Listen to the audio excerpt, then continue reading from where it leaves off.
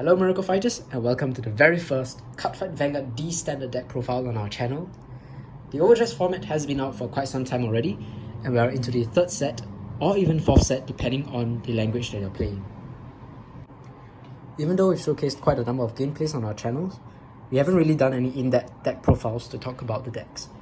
Thus, today I've decided to finally sit down and do what I've not done for quite some time, and that is to discuss one of my decks.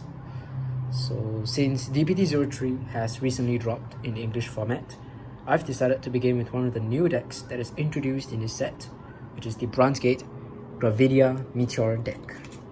So my cards are in Japanese, but I play mostly English, so yep, I only waited for the English set to drop before I planned to do this deck profile. Alright, so one of my all-time favorite sub-clans in terms of design will have to be the Deleters from Link Joker. There's something about aliens that I find fascinating, and especially so if the said aliens are organic, have lots of teeth and claws, and are just frightening looking overall. Hence, when I saw the new Gravidia Rideline and support cards, my interest was piqued, and when I saw that the Meteor orders and the claws and that they could be played up to 16 copies in a deck, I was even more interested. So after testing the deck out from the early card reviews, I developed a liking for the deck and decided to pick up the deck in real life. So what is the general gist of this deck? Well, this deck revolves around the set order, Neatness Meteor Shower. So just like any other Brandt Gate deck, it revolves around a set order. So Neatness Meteor Showers, which are grade 1 orders, have two abilities, right? So when a Neatness Meteor Shower order is placed into the order zone, you may soul charge 1. Then if they were also put by the Vanguard's effect, you may also draw a card. So these two effects are Yume abilities, so there's a choice for you whether you want to perform those actions. I'm glad that there are Mei abilities, because in this deck, you do go through the deck quite fast, and you may be quite prone to decking out. So that's the first effect of the Meteors. The second effect of the Meteors is when they are put from the order zone to the drop, you can choose one of your opponent's rear guards and retire it. Basically, you can snipe out your opponent's rear guards for each Meteor Shower from your order zone that you put into the drop zone. So this will be very relevant. This will be very relevant once we get into the main deck. So just keep in mind the ability of the Meteor Showers. And yep, let's begin with our deck profile proper. We'll start first with the Rideline, which is these 4 cards. Okay, so our starter that we play is Gravidia Nordlinger. So it has the same skill as any other D starter, but I like my Rideline to be aesthetically fitting, so I'm playing this. You can play any other one. The Gravidia deck does not require your starter to be a specific starter. For the grade 1, we are playing the Gravidia grade 1, which is Gravidia Wells. So Wells has 2 effects. The first is on place on Vanguard Circle, you can look at the top 7 cards of your deck and add any number of Meteorite cards into your hand and shuffle your deck. This is actually a pretty insane ability. So by now I believe you guys already know the other 2 Brandt Gate grade 1 Rideline cards, right? Kianite Blue and Rutis. Both of them search directly through the entire deck for the main order that they need. But for the Gravidia one, you search the top 7, but you can get any number from among them into your hand. So this means that there's a possibility you may add like up to 7 orders from the top of your deck into your hand, allowing you to deck thin like crazy and get a whole ton of pluses into your hand if you consider them as pluses. So yeah, that's the pretty interesting part about Wells. However, because you don't search your entire deck, but only the top 7, it's also possible to fail and not get any Meteors. But in this deck, we do play quite a number of Meteors, so the chance that you don't get any Meteors is quite low. You will get at least 1 most of the time. Yeah. Gravidia Wells also has a rear guard ability, in case you want to play in the main deck. So the rear guard ability is activated, so +1, choose up to 2 Meteorite cards from your hand, put them into your order zone, and Gravidia Wells gets plus 2000 power until the end of turn. So since orders can only be played once per turn, if you play an order from a hand, you can still use Wells effect since it's not counted as playing an order from a hand. This allows you to basically accelerate your Meteor setting, which will be useful when it comes to our main grade 3 Gravidia Nordlinger. So yep, we play Wells, one copy of Wells in the Rideline, of course. For our grade 2, we are running the Gravidia Nordlinger. So Gravidia Nordlinger's effect is on place on Vanguard and Rearguard Circle. So it can be used on Vanguard and on Rearguard Circle. If you have a meteorite in your order zone, you may soul blast 3 cards to draw 1 card and give her plus 5000 power until the end of turn. Since the grade 1 searches for a meteor, with this as the grade 2 Rideline, you are basically expected to play a meteor on your grade 1 turn, and soul charge 1 also with the meteor's effect to allow you to activate Nordlinger's skill on your grade 2 turn. Being a 15k Vanguard on turn 2 is sweet, as it encourages your opponent to take damage, which will help accelerate their loss, because Nordlinger gives a lot of Vanguard pressure, as we'll talk about very soon. Besides being a great Vanguard and a plus on Rearguard Circle, Nordlinger also has an additional Rearguard ability. If your drop zone and order zone have a total of 5 or more set orders, so it can be any set orders, they didn't specify meteors, Nordlinger gets plus 5000 power, continuous on both players' turn, meaning it's a 15k body on both players' turn. This means that Gravidia is a 20k beat stick on place and a 15k body for the rest of the game. The Gravidia deck, as you all will soon realize, is super low on grade 1 boosters, since the meteors are grade 1s and they take up a lot of grade 1 slots in the deck. So Nordlinger being able to hit unboosted, being able to hit a Vanguard unboosted is super beneficial for the deck. Having 5 meteors isn't too difficult a condition as well, because by your first grade 3 turn, by your grade 3 ride, you will have a total of 5 meteors in your drop and your order zone if you're playing the deck correctly. So yep, that's Nordlinger. And then finally, the main grade 3 ride is Gravidia Nordlinger, the main new unit, a new boss unit for Brandt Gate. Very beautiful looking unit. Let's have a close-up look. This artwork is what attracted me to the Gravidia series. So cool. And the funny thing is, the interesting thing is she's a space dragon, unlike the other Gravidia cards, which are alien races. It's pretty interesting. Right, so Gravidia Nordlinger, she's the only grade 3 in the deck. She's the alien queen, and her ability greatly reflects her status as the most important piece in the deck. Gravidia Nordlinger's effect is, on place on Vanguard Circle, you can search the deck for up to 2 Neatness Meteor Showers and put them into the order zone. This immediately sets off the effect of the meteor cards, allowing you to either soul charge and draw. Nordlinger's on-place effect essentially is a +2 to your hand, because you can draw, because for each meteor order that you put into the order zone from your Vanguard's effect, you can draw a card. Plus, by searching the entire deck for the 2 meteors and putting them into the order zone means that you're thinning your deck by 2 meteors, by 2 orders. On a Persona right turn, you'll basically be drawing 3 cards straight from the deck, plus losing 2 more meteors from the deck, meaning you're pulling out 5 cards from the deck, and not counting any potential soul charge that you might want to activate from the meteors as well. As such, this deck can really decrease in size quite quickly if you keep rewriting Nordlinger, hence why I said in the beginning to be careful of deck out. But that's not Nordlinger's main attraction.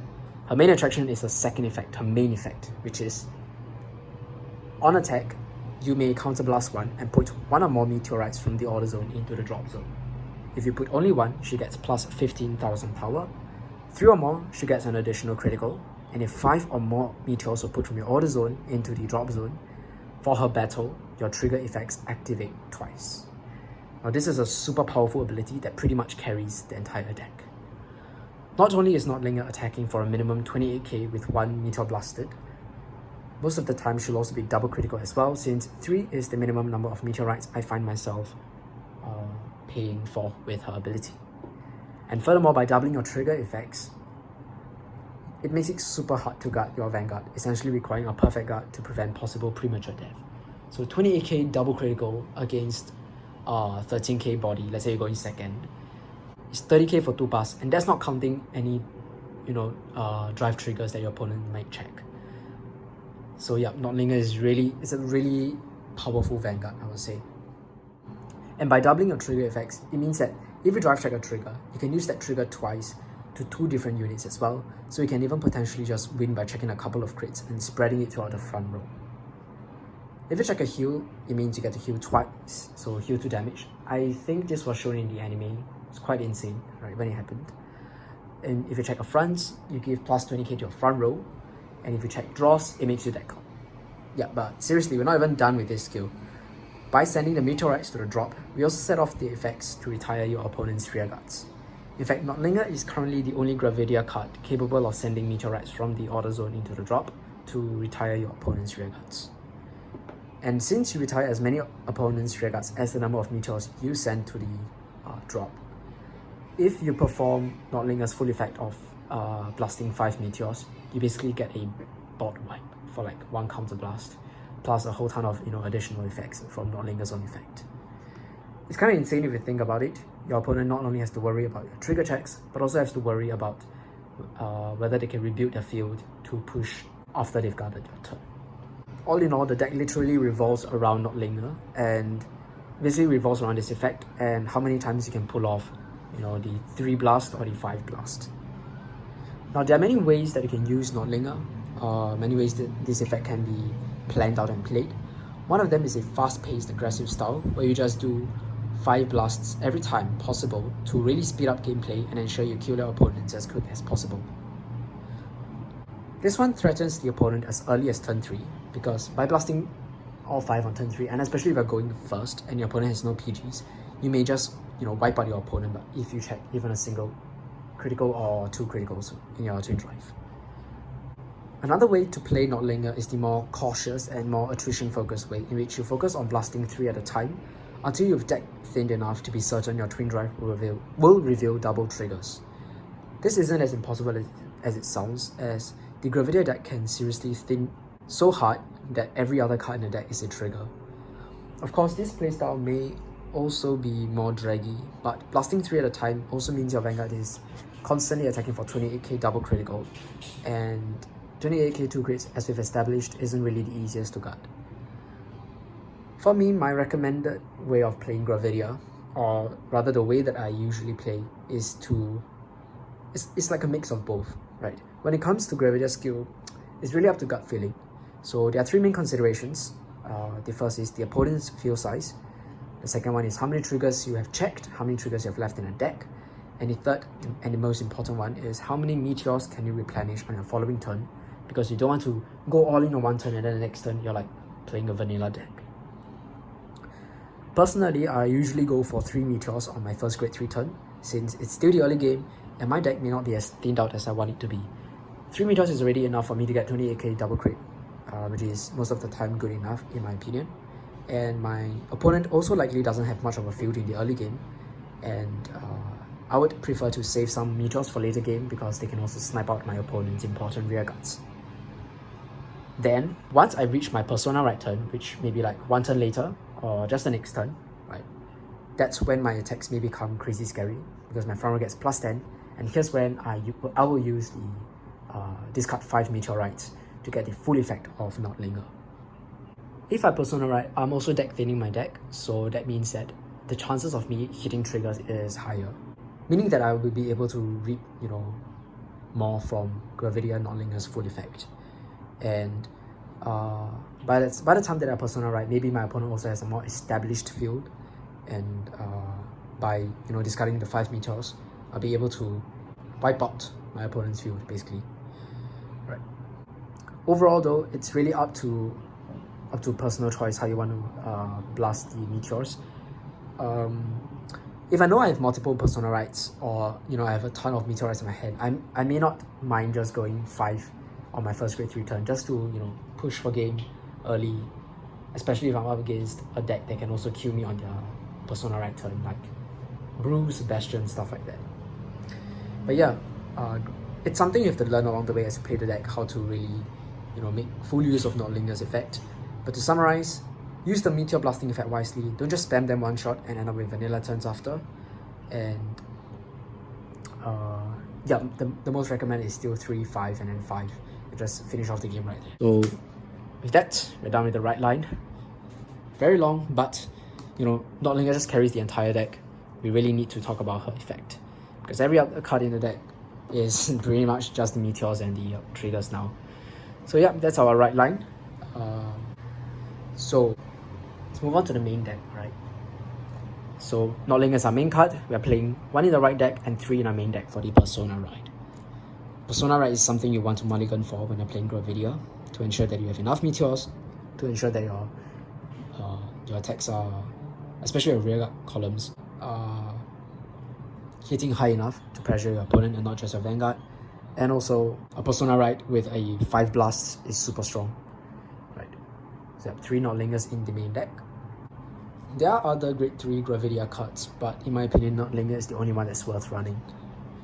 The other grade 3s aren't as useful, and there really isn't much space in the deck because we have to cater a lot of space for the meteors. So that's all for the grade 3s. For the grade 2s, I am running 4 copies of Gravidia Stanner,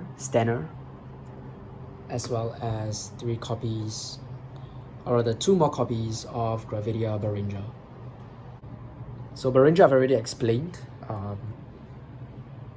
It's just a good 20k beat stick for a turn that also pluses to your hand for Soul Blast 3, which isn't too difficult to reach with the meteor cards, and also there's just a 15k base as well on both players' turn. Stanner is very similar to Berinja, but I will say that it may be slightly better than Berinja. So Stanner is basically just a super powerful vanilla card, right? It doesn't have any effects other than just powering up itself. So Stanner's effect is, if you have a total of 5 or more set orders in your order zone and drop zone combined, it gets plus 5,000 power, plus 5,000 shield on both players' turn. So it's a 15k base and a 10k intercept or 10k guard. Basically it's Berinja, but with the 10k shield and without the draw. Having more attackers that can hit Vanguards unboosted is super valuable, since as I've mentioned, the deck doesn't really have a lot of boosters, and rearguards are also not a plenty in the deck. Right, so we do want rearguards that can do things on their own. They can hit the Vanguard on their own basically. And 15k also hits magic numbers with the 4k base critical triggers, which sometimes you may be forced to call because there really aren't much boosters. So 15 plus 4, at least you're hitting 19, right, which is kind of hard to guard as well in the format. But the very important thing about the 15k base is that it disincentivizes your opponents from calling rearguards only to the front row. Or in other words, it incentivizes your opponents to call rearguards into the back row. And why is this good? Because Nordlinger can retire by dispatching meteors. So what some players do to avoid that is that they choose not to commit too much to the field and only call attackers to the front row. However, if their rearguards don't get power on their own and your front row is like 13k base, 15k base, their rearguards may not even be able to hit anything, and they'll be forced to call like boosters to boost their rearguards so that they can at least hit the Vanguard or the rearguard. With that, you have more targets to retire for your meteors, and makes blasting 3 or 5 at once more worth it as well.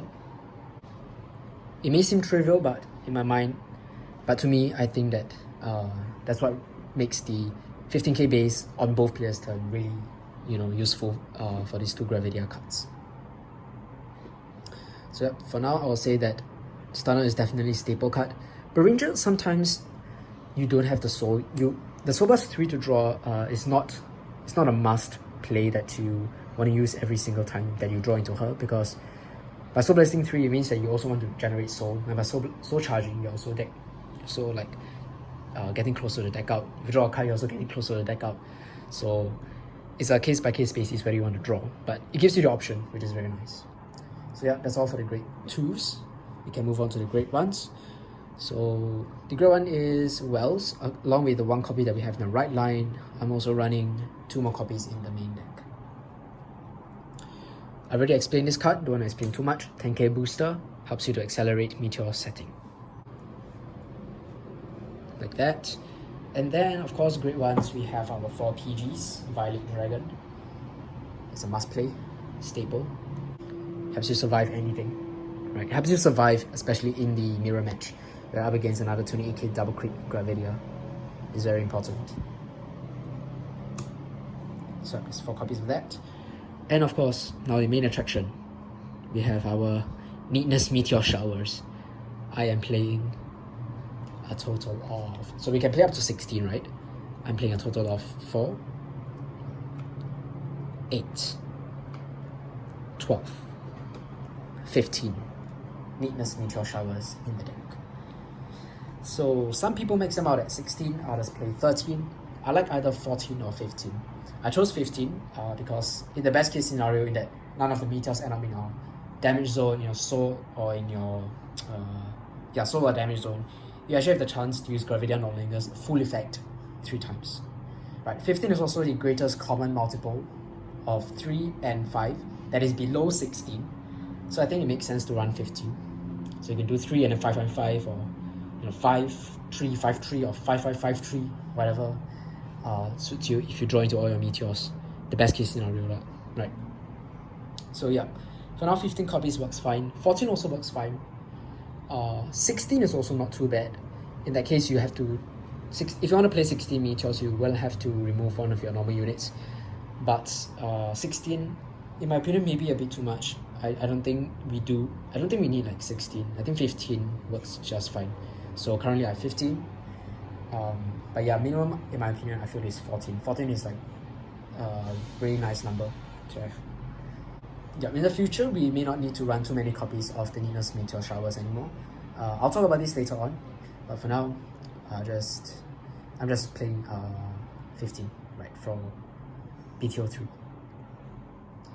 Okay, so moving on to triggers, I am playing 8 critical triggers, 3 front triggers, 4 heal triggers, and the Brandt Gate over trigger. Elder Breath, one of my favorite ones, because it's super good. Okay, so to explain a bit, we want to max out our crits. So we have 8 copies of the crit triggers, because double crits with Nordlinger is amazing. Firstly, because Nordlinger is already a built-in double crit, so with more crits, if you're very lucky, you can just like triple crit or quadruple crit your opponent to death. And by doubling your trigger effects, it means that with crits, your attacks become super lethal. Right? It just allows you to keep up Vanguard pressure, Rearguard pressure, whatever. I'm also playing 4 copies of the new ones from DBT03. This is the Patroller, Descartes Corp or something like that. So this one can move into the soul to give one of your units plus 2k at the end of the battle that it boosted.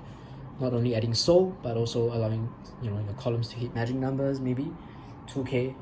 How does 2k add magic numbers? I don't think in this deck it really does, but there's still free power, right? And it's 4k booster, but as I've mentioned with the grade 2s, they're 15k attackers, so 15 plus 4, you're still hitting magic numbers against 13k Vanguards, so it's fine. I'm playing only 3 front triggers because that's all I can afford to squeeze in the deck, but we do want to play the 20k shield front, the Cardinal Draco and Pyro, because 20k allows you to survive things, survive big attacks, right? And then 4 heals are very important to prevent you from dying.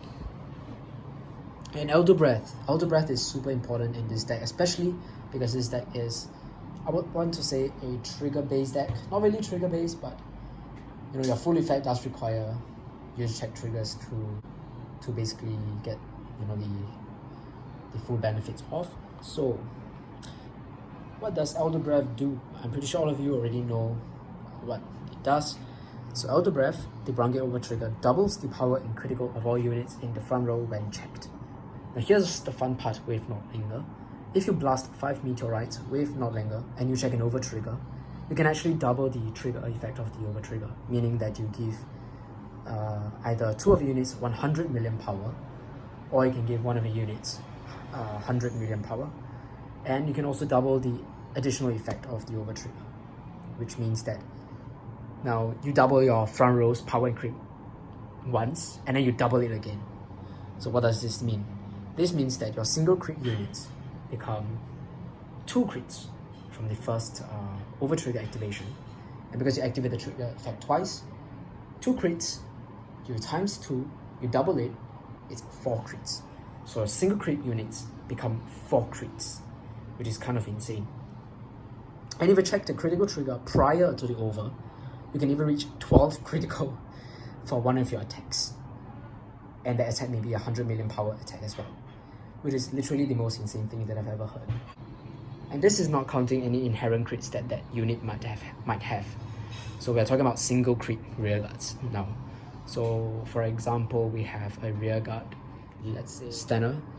So let's say we have a rearguard Stanner, right? So now your Vanguard is attacking, and then your opponent PGs, whatever. You check a critical trigger. You give all the effects to Stanner. So Stanner is currently at triple critical. Then your second check, you reveal an over trigger, an auto breath over here. So your Stanner, which is currently at triple critical, will get times 2, right? Because you're doubling the trigger effect from the over triggers effect. So triple critical times 2 is 6 critical.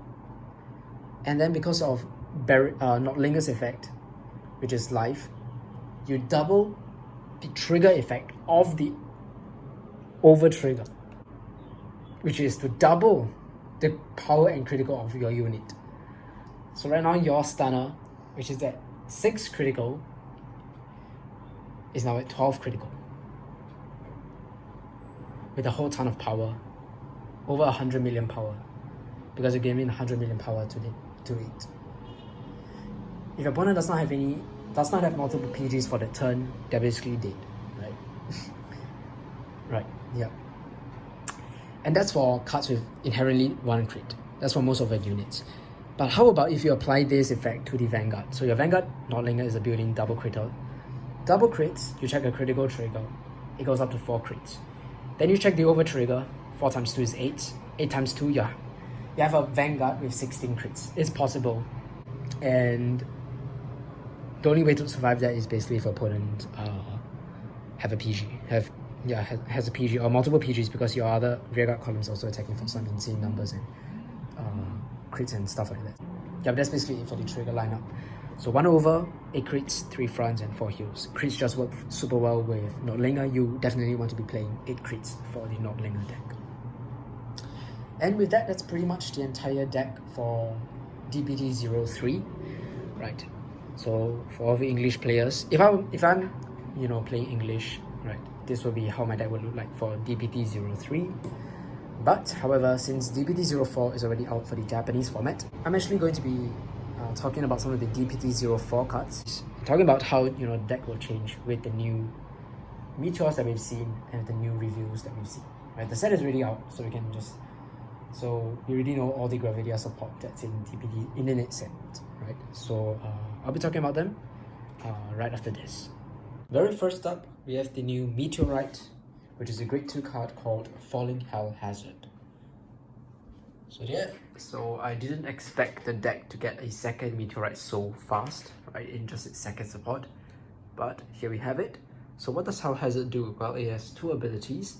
The first is a continuous ability, which is when you will count the number of Meteorite cards put from your order zone into a drop zone for the cost of a Vanguard's ability, Hell Hazard is regarded as 2 cards. Which means, for example, if you use Nordlinger's skill to say put 1 Hell Hazard and 1 Neatness Meteor into the drop zone, it's regarded as putting 3, and you'll be able to get an extra critical through Nordlinger's effect. This basically makes it easier for you to reach your required or desired number of meteorites for Nordlinger's skill without needing to actually use that amount of meteorites, right? Thus, this actually gives the deck better management of the meteors. The second effect of Hell Hazard is when this card is put into a drop zone from the order zone, by this card, this is mandatory, then you can choose one of your opponent's rear guards and retire it. So unlike the old one, unlike the current one, it has to bind itself. And why is it so? It is to prevent abuse of this new order, since there are some new cards from DBT04, so not yet released in English, right, that can recycle the meteor cards from the drop zone. So we don't want to be able to reuse the Falling Hell Hazard too easily. So each of them can only be used once per game, basically. I think it's fair, right? Because being able to recycle it and use it multiple times and regarding it as 2 meteors, I think can be a bit too much and make this deck a bit too oppressive. So I think this restriction is in place to make the deck more fair, which I agree with.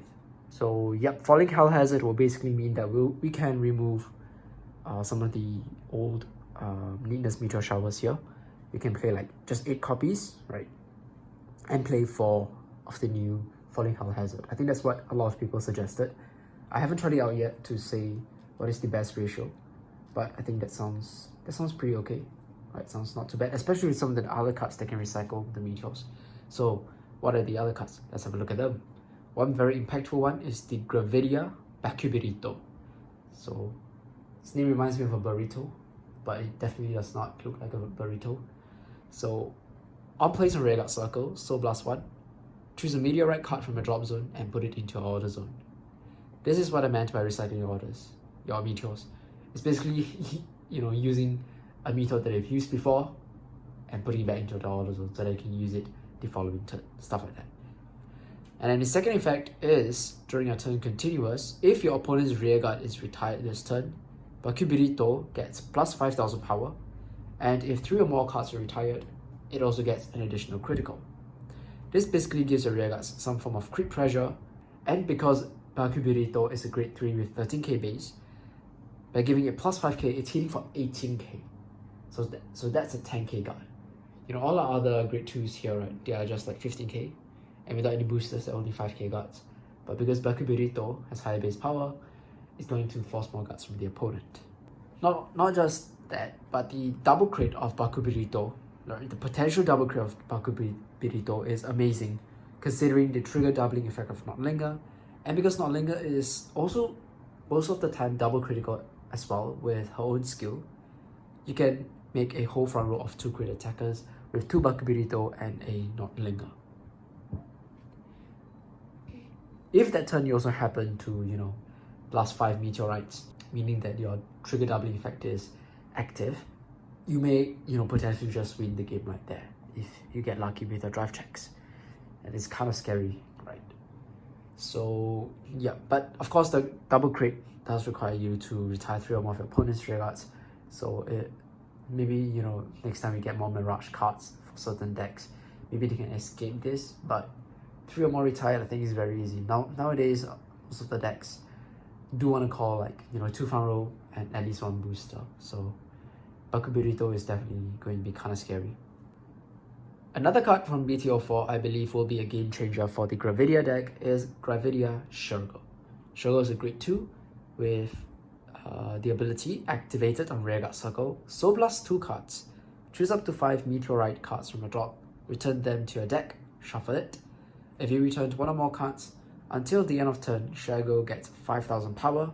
And if you return 3 or more cards, Shergo gets an additional 5,000 power. And if you return 5 cards, it gets an additional 5,000 power, which means that it gets up to plus 15,000 depending on how many cards you return back into your deck. Or rather, how many meteors you return back into your deck. This grid 2 is so strong. If you get the full effect off, it's hitting for 25,000 power for 2 Soul Blasts, which isn't even that difficult to achieve, and which is also more achievable now that you can prevent deck out with Shergo itself. By returning meteors back into your deck, you're also allowing your Vanguard to have the chance to fetch them out again if you persona right, so that you can proc the draw ability to further add cards into your hand size. Because the draw ability, if you guys remember, can only be used if it's put into the order zone from your Vanguard's ability. The only drawback of Shergo is that it costs 2 Soul Blasts, which means with Beringer and Wells, the deck may become more soul reliant. But of course, we can soul charge with the meteors. But your cards are still competing for soul, right? So I think that's the main drawback for Shergo. Of course, Shergo does seem to be the one using the soul best. Yep, I really like Shergo, although I wouldn't really max Shergo out. Maybe I say 2 to 3 copies is good, right? Because it's more of like a late game card where you use after you used up quite a number of meteorites, right? But you can also use it like early on, especially if you decide to play a little bit more aggressive and use the 5 blast meteorites ability, the full ability of Nordlinger on your first grade 3 turn. And with Shergo and the new recycler of all the for the meteorites. I think it's called Bakubirito. You can actually worry less about running out of meteorites and be able to more safely use the 5 blast, which is the full effect of Nordlinger, on your first grade 3 turn. So I believe with Shergo and Bakubirito, the way you play the deck will also change a little bit, right? You need not be as cautious as before, especially if you know that you can just reuse meteorites over and over again. The last interesting card is Gravidia AB, which is a great one, and it has an on-place effect to a counterblast 1. If your order zone has 3 or more meteorites, draw a card, choose up to 1 meteorite card from your hand, and put it into your order zone. It's literally like the combination of Beringer and Wells, except that it doesn't use Soul. Instead, it uses a Counterblast.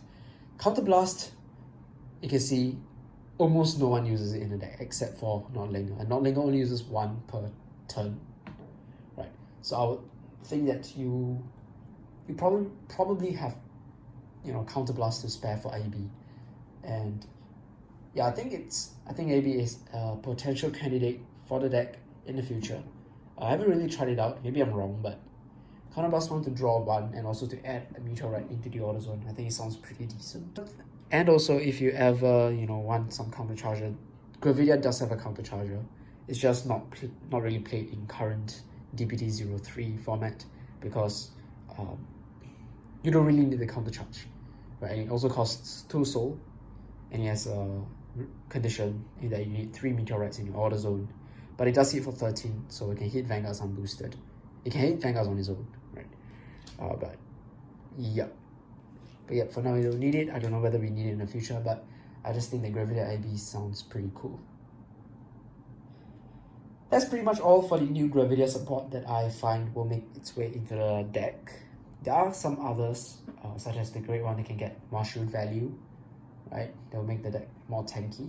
And I think there are also a few other Gravidia cards from BT03 that I didn't really talk about. For example, LIGO, which is the guard restrict. If the guy has 2 or more, but he has a condition, and I think it's not really that worth it. There's also Pre-Brown, which is the on-hit. He has such a deck for 2 meteorites to put into your order zone. I also don't think that card is really needed. We really want to. We only have a very small amount of space in the deck for you to run normal units because they're taken up by the meteorites. So you want to really make sure that all the cards that we include in the deck, you know, are really useful cards, right?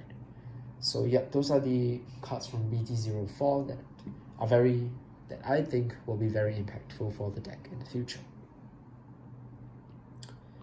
Overall, the Gravidia deck is a high Vanguard pressure deck with board control, a super tanky hand, and a very powerful winning image. A Gravidia player gets as good as the number of triggers they can check when Nordlinger's full ability is active. The deck can deck in really fast, and many times you're able to compress the deck and make it full of triggers such that towards the late game, all your drive checks and damage checks are pretty much, every other card is a trigger, right? For now, the deck may be a little bit prone to deck out if it drags out too long, and because of the high order count, it's also possible to break and draw into a whole bunch of, you know, an excessive amount of orders in hand, which cannot be used for guarding, and can only be used once per turn, stuff like that. And if you don't draw into any of your normal units, you pretty much only have, you know, a single Vanguard attack. However, overall, I would say that Gravidia is a pretty strong deck, and I believe it also has decent matchups against rearguard reliant decks and slower decks, since it can pop off on first grade 3 turn very fast, and the Meteors give you control over your opponent's board as well. With that, we've come to the end of the video. I'll be doing Gravidia matches very soon, right? We only have 1 week left to the end of the year, so I think the bulk of the Gravidia matches will be uploaded next month, which is next year. But do keep a lookout for them, and we're gonna be seeing, you guys will be seeing more content for Gravidia. But till then, I'll see you guys in the next one. For now, bye guys.